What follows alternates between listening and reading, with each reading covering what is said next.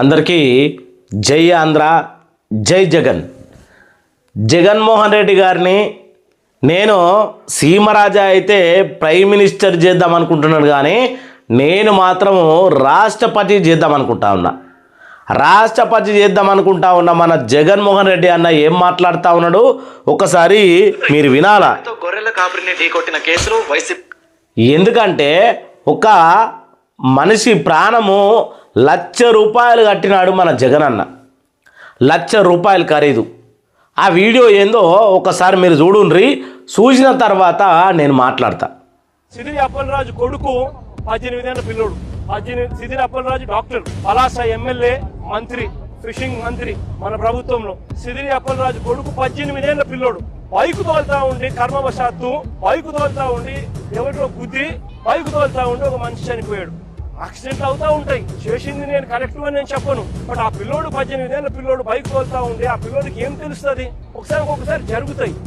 చూసిండ్రు కదా వీడియో మొత్తం. ఎవరు ఏం పేరు అంటా ఉన్నాడు? 18 ఏళ్ల పిల్లోడు. అప్పలరాజు కుమారుడు ఆరోను కాబట్టి నాటకానికి తెరపడింది. సిదిరి అప్పలరాజు కొడుకు 18 ఏళ్ల పిల్లోడు. అప్పలరాజు కొడుకు 18 ఏళ్ళ కుర్రోడు, పాపం పసివోడు.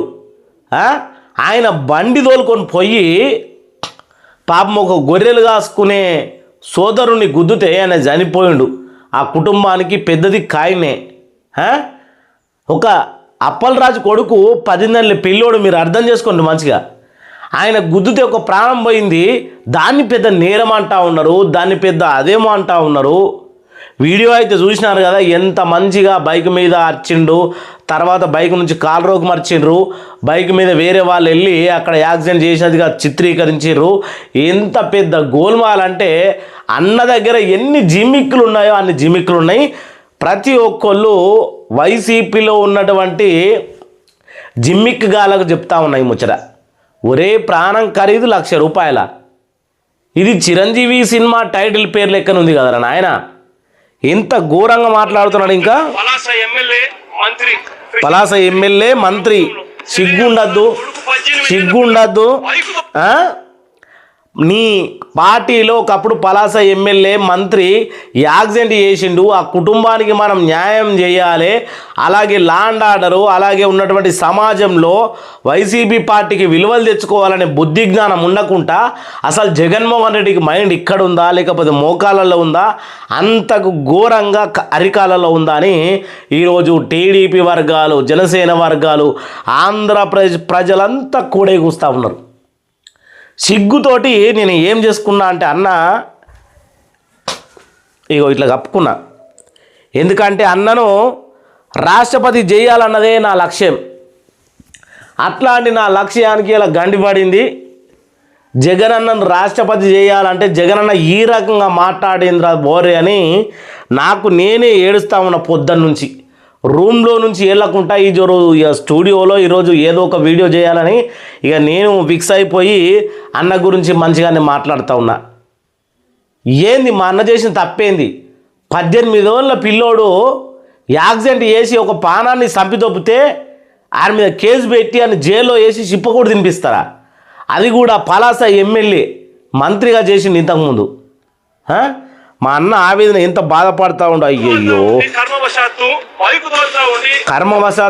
బైక్ తోలుతా ఉన్నాడు, యాక్సిడెంట్లు అవుతూ ఉంటాయట కర్మవశాత్తు. అంటే ఇదే స్థాయిలో కానీ రెడ్డి సామాజిక వర్గంలో నీ ఇంటోడో వాడో వీడో లేకపోతే నీ వైసీపీ వాడో ఉంటే ఇప్పటికీ ఏడుస్తుండే జగన్మోహన్ రెడ్డి గారు మీరు చెప్పాలి. మా ఇజ్జత్ ఎందుకు తీస్తూ ఉన్నా అన్న? అటు సీమరాజానేమో నిన్ను ప్రైమ్ మినిస్టర్ చేయాలని, ఇటు నేనేమో నిన్ను డైరెక్ట్ రాష్ట్రపతి చేయాలని మేమందరూ అహర్నిశలు కష్టపడతా ఉంటే ఇంకా మా తోడు యాంకర్ శ్యామల, ఇట్లా చాలా మంది కూడా ఉన్నారు. మొన్నని సీఎం రేవంత్ రెడ్డి మీద పోయినటువంటి వాడి పేరేంది, వాడి పేరు నాగార్జున యాదవ్. వాడటువంటిలో మేమందరం గుంపు కట్టుకొని ఉన్నాము. నేను వైసీపీ నుంచి డైరెక్ట్గా మన సీమరాజానేమో ప్రైమ్ మినిస్టరు, మన ప్రశ్న 1 నుంచి నిన్ను డైరెక్ట్ రాష్ట్రపతి చేసే వరకు వదిలేదు లేదని నేనైతే ఈ సభాముఖంగా తెలియజేసుకుంటా ఉన్నా. ఇక మా అన్న గురించి ఇంకా లాస్ట్ 2 మాటలు ఏం మాట్లాడిండో ఇందాం. ఆ పిల్లోడు 18 ఏళ్ళ పిల్లోడు బైక్ తోలుతా ఉంటే ఆ పిల్లోడికి ఏం తెలుస్తుంది? ఒకసారి జరుగుతాయి. బైక్ తో గొర్రెల కాపరిని ఢీకొట్టిన కేసులో ఇది ఒక్కొక్కసారి జరుగుతాయి. నిజాన్ని నిర్భయంగా మాట్లాడాలి కానీ ఇక మా అన్నను రాచపతి చేద్దాం అన్నదానికి ఈ ముసుగేయాల్సి వస్తుంది. ₹1,00,000 అంటే చిన్న కులమనా, యాదవుల కులమనా, గొర్రెల కాపరేనా? ఫోటోలు కనబడతా ఉన్నాయి కదా ప్రజలారా, మీ అందరికీ వాళ్ళ కుటుంబం ఫోటోలు కనబడతా ఉన్నాయి కదా. దిక్కులేని స్థితిలో ఉన్నటువంటి ఆ కుటుంబానికి ఈరోజు ఎవడు దిక్కవుతాడు?